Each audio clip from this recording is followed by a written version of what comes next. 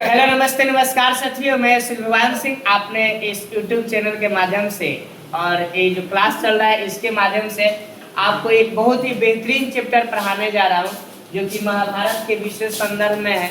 महाभारत से संबंधित है चैप्टर और इसके बारे में हम लोग जानेंगे और महाभारत हम लोग जो है बेहतरीन तरीका से आज पढ़ने वाले हैं। और ये महाभारत में हम पढ़ेंगे, शुरुआत करते हैं। महाभारत की होती है हस्तिनापुर से। कहाँ शुरुआत होती है जी? हस्तिनापुर से। यहाँ देखिए हस्तिनापुर लिखा है। हस्तिनापुर के राजा है, जिन राजा का नाम रहेगा राजा शांतनु की, है ना, पत्नी जो रहेगी वो नहीं रहेगी, है ना। उनका एक पुत्र रहेगा, जिस पुत्र का नाम रहेगा, उनका बेटा का नाम रहेगा, पहला बेटा सबसे बड़ा बेटा, इस बेटा का नाम रहेगा देवव्रत। देवव्रत को ही हम भीष्म पितामह के नाम से जानते हैं। देवव्रत को ही गंगा पुत्र कहते हैं, है ना। आगे जब एक प्रतिज्ञा करते हैं अपने पिताजी यानी राजा शांतनु का विवाह कराने के लिए, वे प्रतिज्ञा करते हैं कि मैं आजीवन ब्रह्मचर्य रहूंगा, मैं कभी शादी विवाह नहीं करूंगा, है ना। हस्तिनापुर राज को मैं छोड़कर चला जाऊंगा। अरे धीवर से अरे सत्यवती के पिता से कहते हैं, है ना। इनका जो प्रतिज्ञा होता है वो बहुत ही अटल होता है, अतः इनको भीष्म के नाम से जाना गया। किस नाम से? भीष्म के नाम से। इनको गंगा पुत्र कहा जाता है। इतना तक बात समझ में आ गया। यही राजा शांतनु का विवाह होता है ना, सत्यवती से। किसे? सत्यवती से। राजा को प्रेम हो जाता है एक धीवर की कन्या सत्यवती से, और राजा जो है वही जब विवाह का प्रस्ताव लेकर सत्यवती के पिता के पास जाते हैं, तो सत्यवती के पिता जो है इन्हें ठुकरा देते हैं, यह कहकर कि मैं अपने बेटी का विवाह आपसे नहीं कर सकता, क्योंकि आपका एक क्या है? पुत्र है। क्या है? पुत्र है। जो आपका पुत्र है वही आपका पुत्र जो है वो राजा बनेगा। क्या बनेगा? राजा।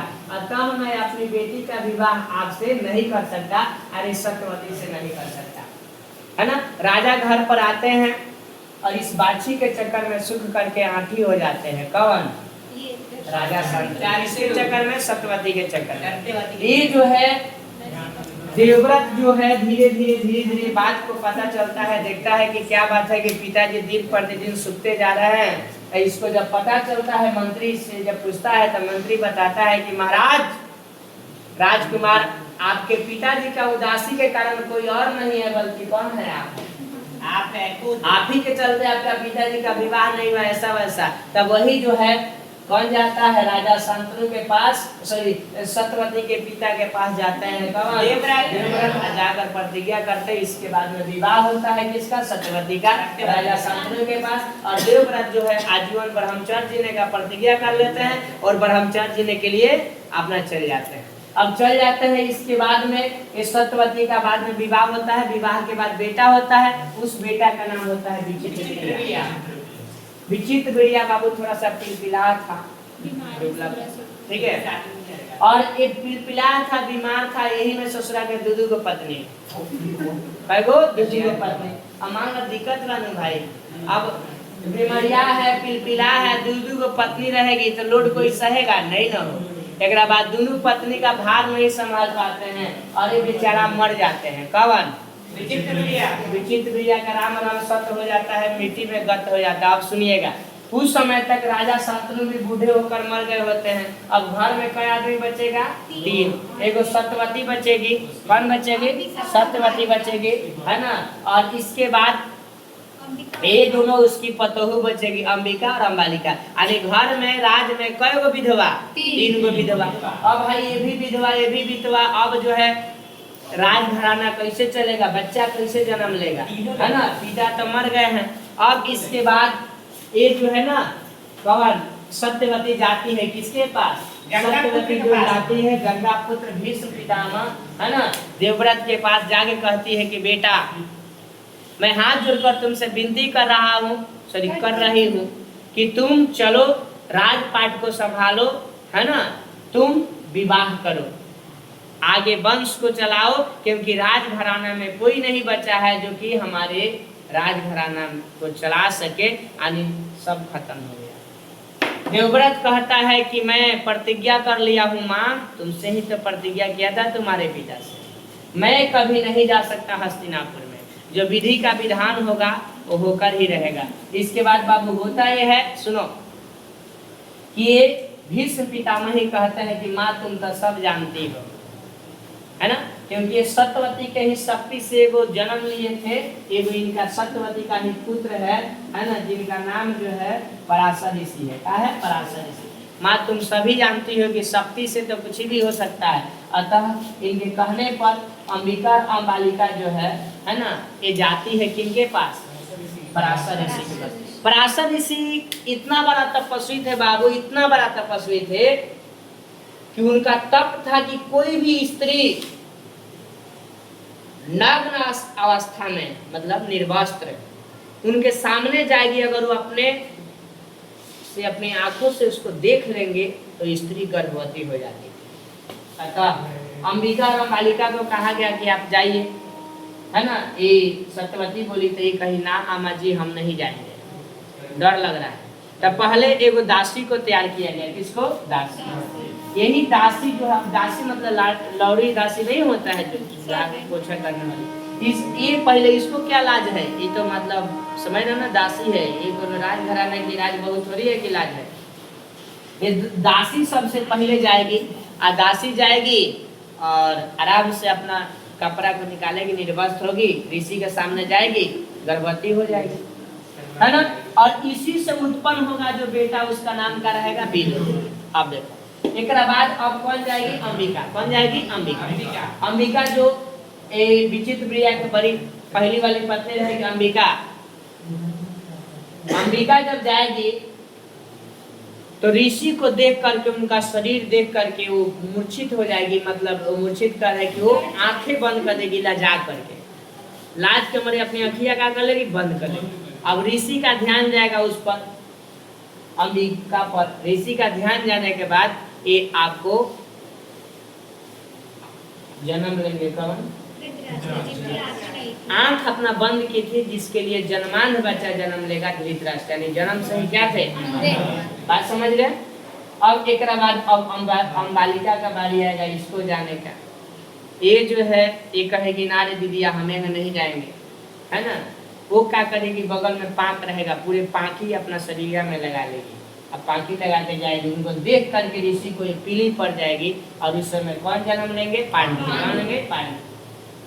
राजघराने के नियम के हिसाब से बाबू 12 कौन हुए? धृतराष्ट्र हुए। राजपाट किसको मिलना चाहिए? धृतराष्ट्र। लेकिन अंधे होने के कारण उनको नहीं मिलता है, राजपाट पांडु को मिलता है। समझ रहा? पांडु राजा बनते हैं, ठीक है।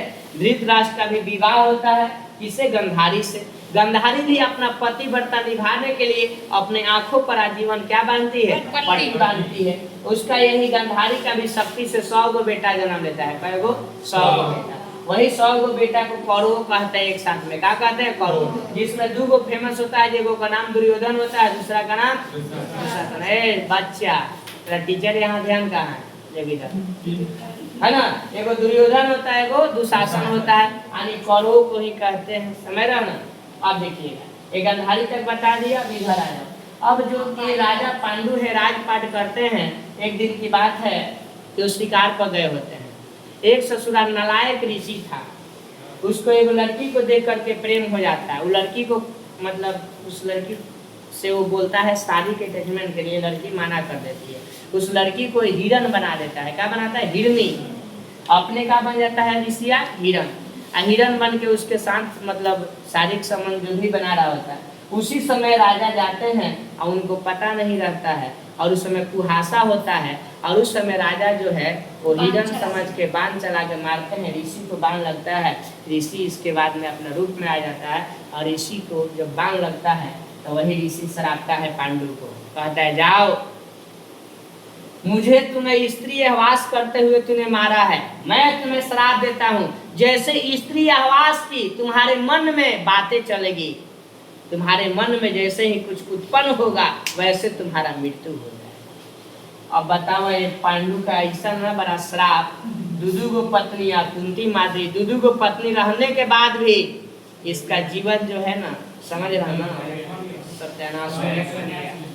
अब एक पांडु कहेगा कि काहे के राजपाट, जब हमारा ऐसा शराप मिल गए। अब ये पांडु क्या करते हैं बाबू? ये पांडु वहां से निकल जाते हैं, आते हैं घर पर और कुंती माद्री से कहते हैं कि देवियां, मैं आप लोगों से निवेदन कर रहा हूँ कि आप लोग मुझे छोड़ दीजिए, मैं जंगल जा रहा हूँ तपस्या करने के लिए। ये दोनों कहती है स्वामी स्वामी क्यों क्यों? तो कहते हैं कि यही हमें श्राप मिला है कि अगर आप लोग मेरे दिल में बसिएगा, आप लोग के बारे में कुछ हम इधर उधर सोचे तले हम मर जाएंगे।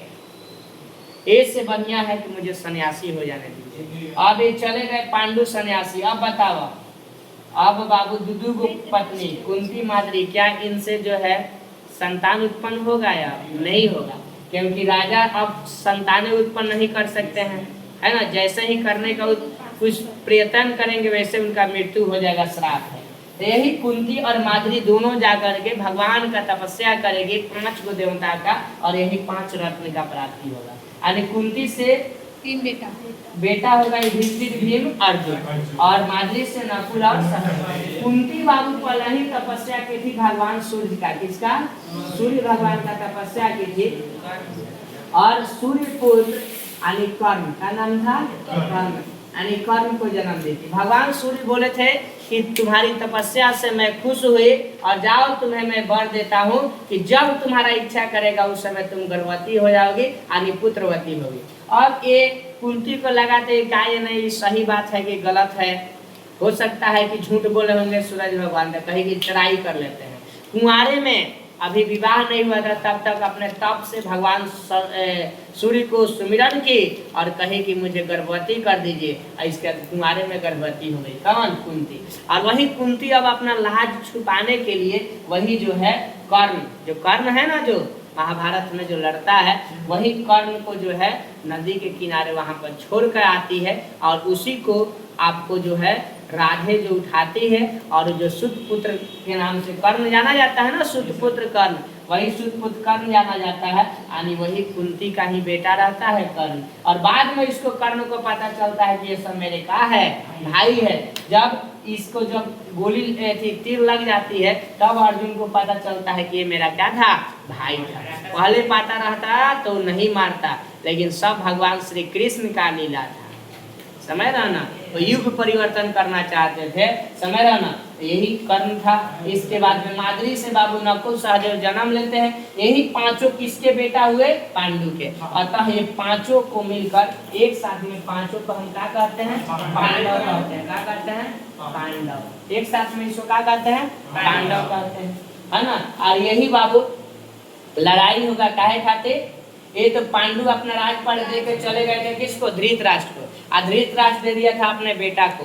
अब जो है पांडु के जब बेटा ये 5 पांडव जब आएंगे तो एक राजपाट दे देगा। कौन? धृतराष्ट्र दे देगा। लेकिन इतना लोग इसको मानेगा कि जलन हो जाएगा किसको? कौरवों को। आज जलन होगा तो जलन में इसको अलग हटाया जाएगा, फिर लड़ाई होगा। सब चीज बताएंगे, यहाँ तक है, समझ रहा ना। इसके बाद भीम जो है अपनी मम्मी के साथ जंगल में पहरा दे रहा होता है। उसी समय एगो राक्षसनी आती है जिसका नाम रहता है हिडिम्बा। क्या रहता है? हिडिम्बा। यानी हिडिम नाम के राक्षस रहता है। उस हिडिम नाम के राक्षस की एक बहन रहती है जिसका नाम रहता है हिडिम्बा। हिडिम कहता है कि बहन छी मानुष, छी मानुष, छी मानुष, छी मानुष। बहन देखो कोई मानुष का गंध आ रहा है, उसको मार के लाओ, मुझे खाना है।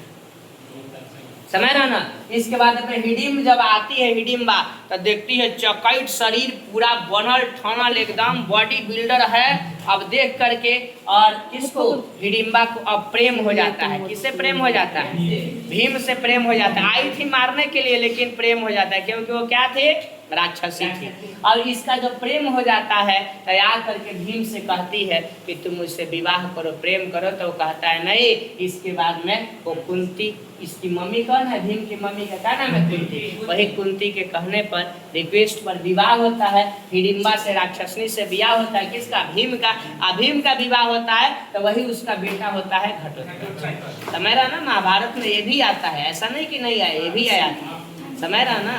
समझ रहा ना? यही चीज है, समझ रहा ना। यही समय में एकलव्य का यानी जाति का, वहाँ चैप्टर का नाम है बंधुत्व जाति।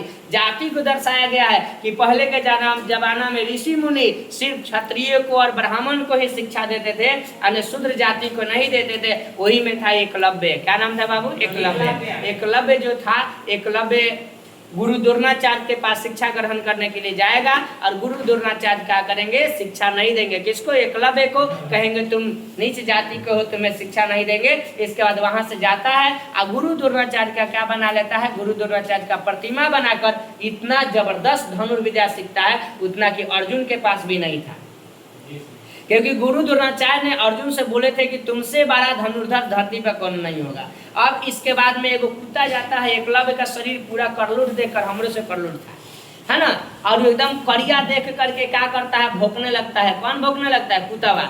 अब एकलव्य उठाता है तीर और मारता है कुत्ता के मुंह में। इतना बाण मारता है कि उसका मुंह पूरा अवरुद्ध हो जाता है, लेकिन एक भी उसके मुंह से खून का छटाक नहीं निकलता है। सोच लो कितना बड़ा धनुर्धर था। ये जब कुत्ता को देखता है जब अर्जुन, तो उसको बहुत बड़ा दिक्कत होता है कि भाई ये कौन धनुर्धर उत्पन्न हो गया। एक बाद ले जाता है गुरु द्रोणाचार्य के पास। एकलव्य गुरु अर्जुन, बताइए गुरुदेव, आप बोले थे कि तुमसे बड़ा धनुर्धर कोई नहीं होगा, ये विद्या हम नहीं सीखे, कौन है? अब कुत्ता को ले जाया जाता है कि कौन तुमको मारा है। कुत्ता आता है एकलव्य के पास। एकलव्य जब आता है, गुरु द्रोणाचार्य वहां आते हैं तब प्रणाम करता है ना, गुरु द्रोणाचार्य को एकलव्य। तो एकलव्य से पूछते हैं गुरु द्रोणाचार्य कि बताओ तुम्हारा गुरु कौन है? तो वही कहता है प्रभु आप ही, आपका प्रतिमा बना करके मैंने शिक्षा ग्रहण किया। तो एक बाद कहते हैं कि तुम तो शिक्षा ग्रहण किया लेकिन तुम मुझे गुरु दक्षिणा नहीं दिया। गुरु दक्षिणा में तुम मुझे अपने दाहिना हाथ का अंगूठा काट के दो। तो वही अपना दाहिना हाथ का अंगूठा काट कर क्या करता है, लेता है। समझ रहे ना, ऐसे ऐसे मतलब गुरु लोग का वो अंगूठा काटे थे, इसीलिए उनको भी कुछ न कुछ श्राप पड़ता है। और गुरु द्रोणाचार्य का भी बाद में बेटा मरता है ना महाभारत में। समझ रहे, ऐसी ऐसी कुछ कहानियां हैं जो आगे आपको बताऊंगा। तब तक के लिए धन्यवाद। जय हिंद, जय भारत।